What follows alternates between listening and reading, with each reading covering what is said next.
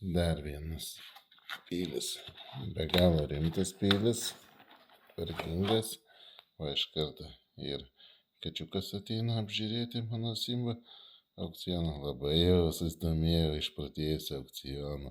Jau ir Simba nebesulaukia, kada čia skelbsim. O aš žiūrinėju. Šitas irgi, ane? Simba įvertink. Geri, ane? Šitas okus gražus, ane? Na čia jau yra kas veikti.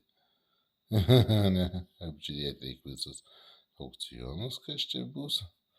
Kas čia bus, o toks peilis bus. Kaltas, be galo fainas, 3 sluoksnių.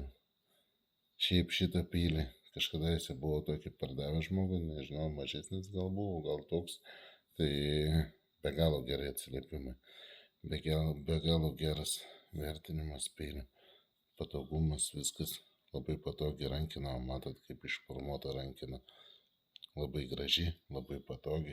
Čia gana didelis peilis, virtuvės peilis. Galim sakyti, kai šefo peilį naudoti net galima. Tik forma tokia įdomesnė, bet labai patogi, kai pastebėjau, tai labai patogus.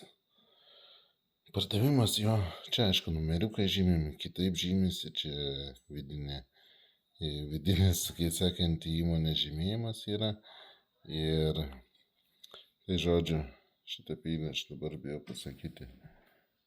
Nu tikrai, kažkas dar, ar net 200, dabar ne, tikrai nepasakysiu. Tiksliai už kiek buvau pardavęs ir paskutinį, bet šiandien mes įdėsim nuo euriukų. Nuo euriukų, įsivaizduoju, tokį grožį, tokį kosmosą nuo euriukų. Nu, reikia įdomumo. Vakar buvo įdomu išpardavimas, šiandien reikia padaryti įdomių aukcionų.